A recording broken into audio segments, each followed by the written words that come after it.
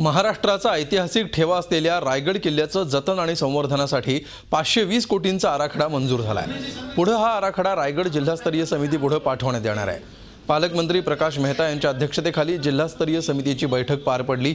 या आराखड्यानुसार किल्ल्याचं संवर्धन, रायगड किल्ल्यावरील प्राचीन वास्तूंचं संवर्धन, तत्कालीन मार्गिकेचं बांधकाम, पर्यटकांसाठी सोयी सुविधा आणि सुरक्षेच्या बाबी, राजमाता जिजाऊंचा वाडा आणि समाधी या ठिकाणांची दुरुस्ती, तसंच रोपवे, रायगड परिक्रमा मार्ग अशा अनेक कामांचा समावेश आहे।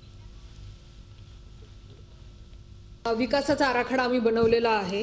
हा आराखडा एक सुमारे 520 कोटींचा झालेला आहे। त्याच्यामध्ये प्रामुख्याने आर्किओलॉजिकल सर्वे ऑफ इंडियानी त्यांच्या हद्दीतला जो भाग आहे त्याचं सगळ्यांचं संवर्धन आणि दुरुस्ती हे कामं आहेत। त्यानंतर ASIच्या परवानगीने बाकी यंत्रणांनी करायची कामे आहेत। रायगड किल्ल्यापर्यंत महामार्गापासून जाणारे जे रस्ते आहेत त्यांचं चौपदरीकरण किंवा जिथे जिथे पाहिजे तिथे वाइडनिंग यांचा समावेश आहे। झी 24 तास रहा एक पाऊल पुढे।